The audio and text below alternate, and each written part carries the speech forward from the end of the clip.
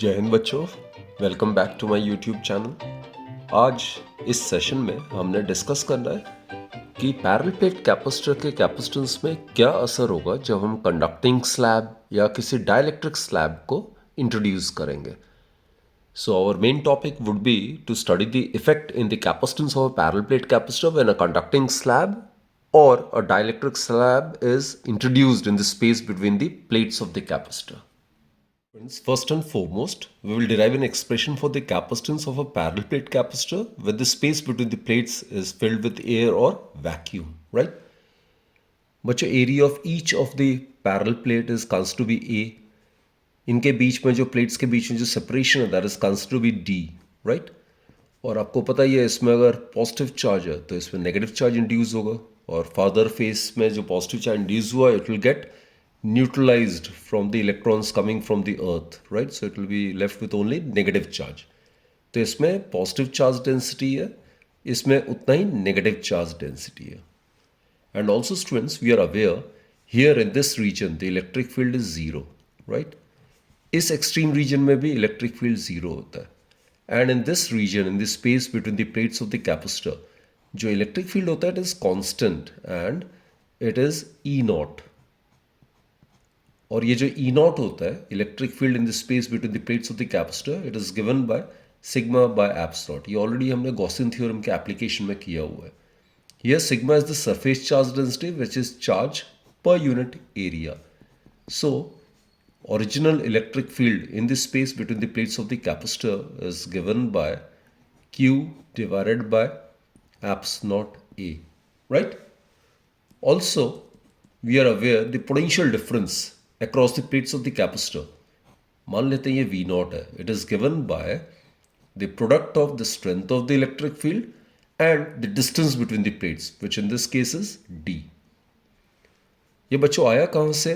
We are aware electric field in magnitude is given by potential gradient dV by dr.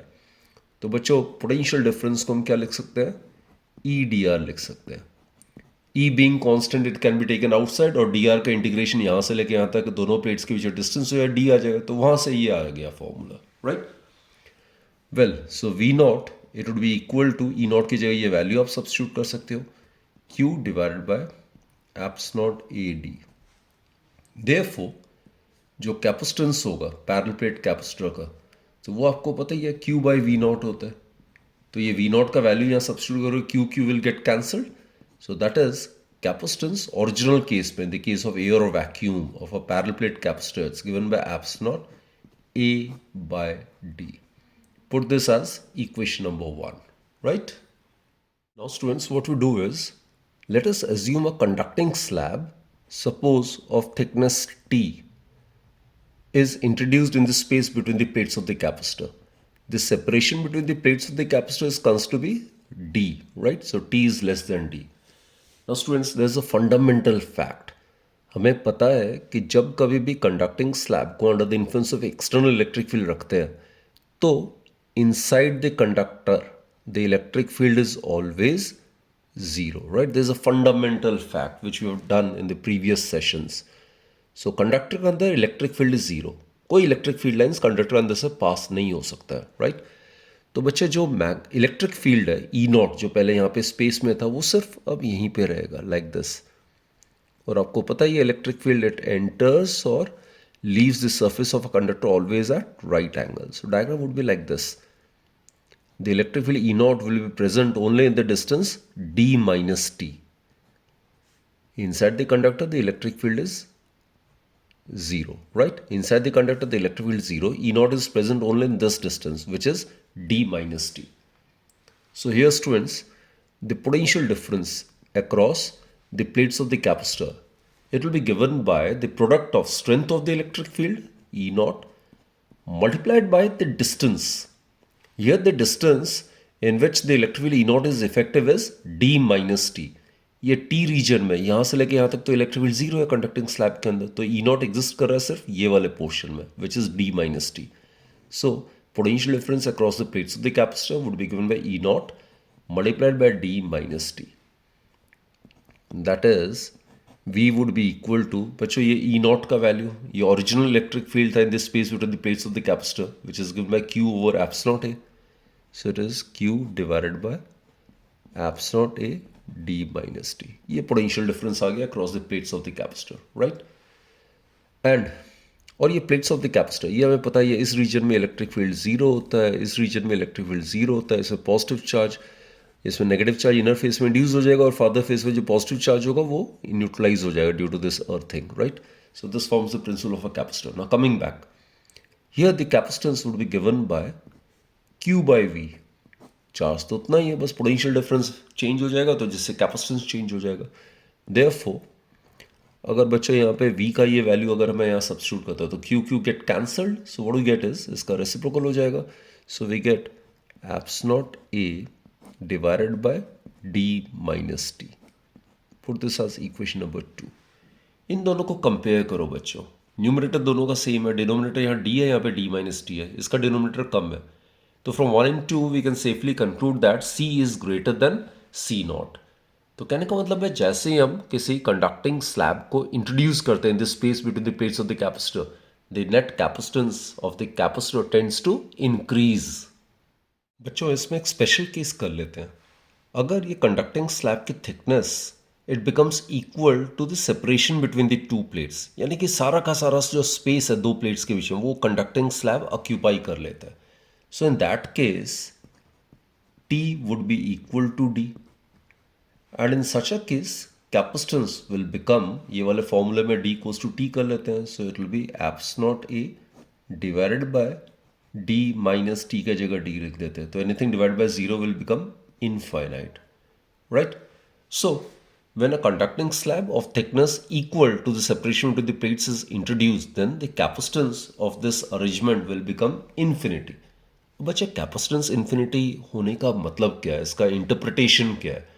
इस case में क्या होगा, entire thing will act as an earth connected conductor. ये सारा का सारा space conducting slab occupy कर लेगा और ये अर्थिंग की हुई है तो it will simply behave as an earth connected conductor.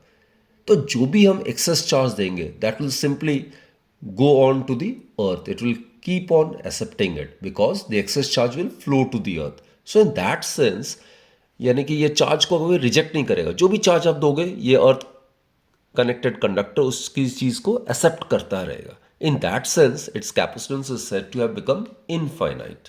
अब बच्चों अगला आर्टिकल आता है जो कि CBSE examination point of view से बहुत बहुत इंपॉर्टेंट है कि पैरेलल प्लेट कैपेसिटर के कैपेसिटेंस में क्या इफेक्ट होगा जब हम डाइलेक्ट्रिक स्लैब को इंट्रोड्यूस करते हैं, राइट. तो ये तो ऑलरेडी हमें पता है. इन केस ऑफ एयर और vacuum the capacitance of a parallel plate capacitor is given by apps naught A by D. Now what we do is we introduce a dielectric slab of thickness T. और ये इसकी thickness जो है it is less than D. D is the separation between the two plates, right? तो अब हम dielectric slab जिसकी thickness T है which is less than D is introduced in the space between the plates of the capacitor, right? So आपको पता ही है ये हमने पढ़ा हुआ है polarization की वजह से equal and opposite charges on the two faces of the dielectric slab will get induced. और ये जो induced charges है it will give rise to electric field due to polarization जिसको हम EP से denote करते हैं और जिसकी डायरेक्शन opposite होती है to that of the applied field. ये applied field है E naught, तो इसके opposite electric field due to polarization होता है. So net electric field inside the slab get reduced and the reduced electric field is given by E equals to E naught minus EP. तो बच्चों जो reduced electric field है inside this slab, reduced electric field inside this slab is given by, इसको हम E से denote करते हैं. So it is E naught which is the applied field minus EP. EP is the electric field due to polarization. तो जैसे slab को introduce करेंगे तो डिस्टेंस T तक कौन सा इलेक्ट्रिक फील्ड रहेगा, E which is the reduced electric field. और बाकी जो सेपरेशन है ये वाला एयर वैक्यूम है जहां पे, वहां पे जो इलेक्ट्रिक फील्ड होगा that will be E naught only, like this is E naught, right. तो E naught electric field effective होगा in the distance D minus T. Total distance D है उसमें से T निकाल दो तो D माइनस T बच गया. तो उतने डिस्टेंस में E naught electric field effective होगा और बाकी जो डाइलेक्ट्रिक स्लैब की थिकनेस है T उसमें इलेक्ट्रिक फील्ड E जो रिड्यूस्ड इलेक्ट्रिक फील्ड है वो इफेक्टिव होगा, राइट. एंड हमें पता है इस डाइलेक्ट्रिक स्लैब का डाइलेक्ट्रिक कांस्टेंट अगर K है that also we are aware it is defined as the ratio of the applied field E naught divided by the reduced value of electric field. So making use of these things, right? तो बच्चों यहाँ पे जो potential difference होगा across the plates of the capacitor वो किसके equal होगा? अब पोटेंशियल डिफरेंस क्या होता है जब इलेक्ट्रिक फील्ड यूनिफॉर्म होता है? तो it's simply given by the product of the strength of the electric field and the distance between the plates, या डिस्टेंस जहां तक इलेक्ट्रिक फील्ड इफेक्टिव है, राइट? इस केस में जो पोटेंशियल डिफरेंस होगा जब हम डाइलेक्ट्रिक स्लैब को इंट्रोड्यूस करेंगे तो पोटेंशियल डिफरेंस जो होगा प्लेट्स के across that will B given bye E naught electric field तो है ही है, ये जो ई नॉट इलेक्ट्रिक फील्ड है इट इज एन एयर और वैक्यूम, और ये कहाँ पे है? ये वाले डिस्टेंस पे है। टी निकाल दो डी में से तो डी माइनस टी हो जाएगा, तो E naught multiplied by D minus T plus ये जो डिस्टेंस है टी उसमें कौन सा इलेक्ट्रिक फील्ड इफेक्टिव है? E, which is the reduced electric field, so plus E into T. So this is a very, very important step.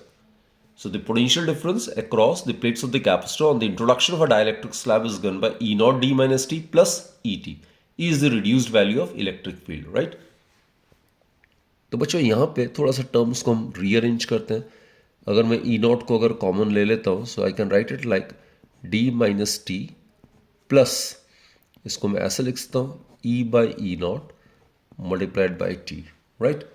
So it can be further written as E naught की जगह value substitute कर सकते हो. E naught is Q by epsilon A. Q by E plus T by E naught by E किसके equal है बच्चों? E naught by E is the dielectric constant of the slab which is capital letter K. This is it. And capacitance हमें पता ही है, capacitance किसके equal होता है? Q by V. तो आपने सिंपली ये v का वैल्यू यहाँ से यहाँ सब्स्टिट्यूट करना, तो q q will get cancelled, इसका रेसिप्रोकल कर लेना.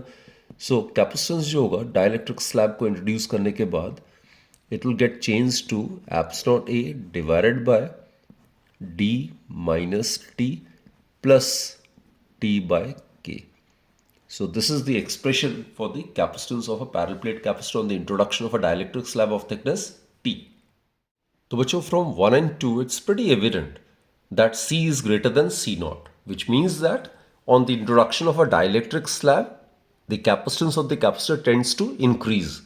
तो बच्चों हमने प्रीवियस और इस आर्टिकल में पाया कि चाहे तो आप कंडक्टिंग स्लैब को इंट्रोड्यूस करो या डाइलेक्ट्रिक स्लैब को इंट्रोड्यूस करो इन the space between the plates of the capacitor, दोनों इंस्टेंसेस में, दोनों केसेस में नेट कैपेसिटेंस जो है वो कैपेसिटर की बढ़ जाती है, इंक्रीज कर जाती है. अब इस पर एक स्पेशल केस भी ले लेते हैं. तो स्पेशल केस में what we do is, let us consider a dielectric slab of thickness T equals to D is introduced. When T equals to D, यानी कि सारा का सारा जो स्पेस है between the plates of the capacitor it is occupied by a dielectric slab. तो जब T D के इक्वल हो जाएगा तो यहाँ पे देखो क्या आ जाता है, C equals to epsilon A divided by D minus D plus D by K आ जाएगा, right? So D minus D will get cancelled, K ऊपर चल जाएगा, so it will be equal to K epsilon A by D. So epsilon A by D is the original capacitance in the case of air or vacuum. So therefore, we find that in this case C would be equal to K times C naught हो जाएगा. अब बच्चों आपको पता ही है किसी भी medium के लिए जो डाइलेक्ट्रिक कांस्टेंट होता है it is always greater than 1, which implies that C is greater than C naught. यानी कि on the introduction of a dielectric slab, the net capacitance increases. And if it happens that the thickness of the dielectric slab is equal to the separation between the plates, then the capacitance will get increased by K times. Capital K, it's the dielectric constant of the slab under consideration. बच्चों दोबारा से इसका comparative study कर लेते हैं जो पिछले 2 articles हमने किया है. एयर और वैक्यूम अगर है दो प्लेट्स ऑफ द कैपेसिटर के बीच में, तो उस केस में जो इलेक्ट्रिक फील्ड होता है इन the space between the plates of the capacitor it's given by sigma by epsilon not. Sigma is the surface charge density which is charge per unit area, right? So this is the expression for the electric field in the case of air और vacuum.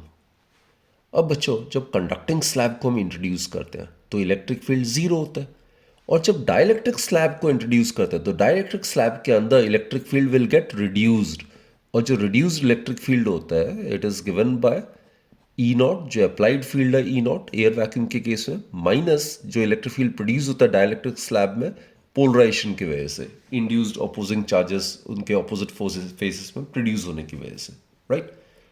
Now point is, इसके across जो potential difference है वो किसके equal होगा, ज़रा देखते हैं। इलेक्ट्रिक फील्ड, ये जो स्पेस है, जो एयर वैक्यूम है, डाइलेक्ट्रिक स्लैब और प्लेट्स के बीच में जो स्पेस है, वहाँ पे electric field E naught exist करता है, right. Here the electric field E naught exist. तो ई नॉट कितने डिस्टेंस पे एग्जिस्ट कर रहा है, D minus T. T is considered to be the thickness of the dielectric slab. तो E naught electric field is existing in the region D minus t. तो strength of the electric field multiplied by the distance up to which the electric field is effective, plus ये जो ई है, reduced electric field है, ये इतने distance T जो कि thickness of the slab है वहां तक इफेक्टिव है, so it will be E t. तो बच्चों this is the fundamental thing, right. अगर आप ये याद रख सकते हो तो बाकी दो केसेस आराम से आप चेक कर सकते हो। So in the case of a dielectric slab, this is the potential difference across the plates of the capacitor. अब बच्चा कंडक्टिंग स्लैब की बात आती है। कंडक्टिंग स्लैब में ये जो इलेक्ट्रिक फील्ड है ये किसके इक्वल होता है, electric field inside the conductor is zero. तो यही वाला चीज़ आप यहाँ पे अप्लाई कर सकते हो। तो यहाँ पे जो पोटेंशियल डिफरेंस होगा जब कंडक्टिंग स्लैब और थिकनेस टी को अगर हम इंट्रोड्यूस करते हैं, तो यहाँ पे सिंपली ई के जगह जीरो रख दोगे आप। यहाँ जो रिड्यूस्ड इलेक्ट्रिक फील्ड था, यहाँ पे इलेक्ट्रिक फील्ड कुछ भी नहीं है कंडक्टिंग स्लैब के अंदर, इट इज जीरो। सो ई के जगह जीरो पुट कर दोगे तो ये आ जाएगा V equals to E naught d minus t. Fine. अब बच्चे यहाँ पे आ जाओ। यहाँ जो पोटेंशियल डिफरेंस होगा in the case of air और वैक्यूम, तो उस केस में क्या, ना ही कंडक्टिंग स्लैब है ना ही डाइलेक्ट्रिक स्लैब है, तो दिस टी इज एब्सेंट, ये टी ही जीरो हो जाएगा। तो अगर टी को अगर जीरो कर देंगे तो यहाँ पे क्या आ जाएगा, V naught equals to E naught multiplied by D आ जाएगा। अंडरस्टूड। तो इससे आप ये दोनों एक्सप्रेशन पोटेंशियल डिफरेंस का आराम से कर सकते हो। आगे बच्चों आपको पता ही है, अगर हम यहाँ पे ई नॉट का वैल्यू सब्स्टिट्यूट करते हैं, so we get q divide by eps naught A d. तो सी आ जाएगा q by V naught. So what we get is C naught, it would be equal to eps naught A by d, right. This is the capacity of a parallel plate capacitor in case of air और vacuum. यहाँ आते हैं, यहाँ पे v का value substitute करते हैं, ई not की जगह हम लिख सकते हैं q divided by eps naught A d minus t. तो यहाँ पे जो कैपेसिटेंस होगा it will be q by V. तो ये v का वैल्यू यहाँ सब्स्टिट्यूट करो, सो कैपेसिटेंस आ जाएगा बच्चों apps naught A divided by D minus T. This is the capacitance in the case of a conducting slab when a conducting slab of thickness t is introduced in the space between its plates। यहाँ करो बच्चे, ई not को common ले लो, ये मैं लिख सकता हूँ d minus T plus t by K. यहाँ ई बाई ई नॉट आ जाएगा and E naught by is K dielectric constant, तो आप इसको ऐसे लिख सकते हो। तो V would be equal to q divided by eps naught A d minus T plus t by K. So इस केस में जो कैपेसिटेंस होगा इसको सी डैश से रिप्रेजेंट कर रहा हूँ मैं, तो क्यू बाई वी हो जाएगा। तो उस केस में Q Q gate cancelled, so will be left with apps not divided by D minus T plus t by के। तो बच्चों इन दोनों केसेस में चाहे कंडक्टिंग स्लैब हो चाहे डाइलेक्ट्रिक स्लैब हो, दोनों केसेस में the net capacitance will increase. So that's the important conclusion. In the introduction of both conducting slab as well as dielectric slab, the net capacitance of the capacitor tends to increase. तो बच्चों इस session के लिए आज इतना ही।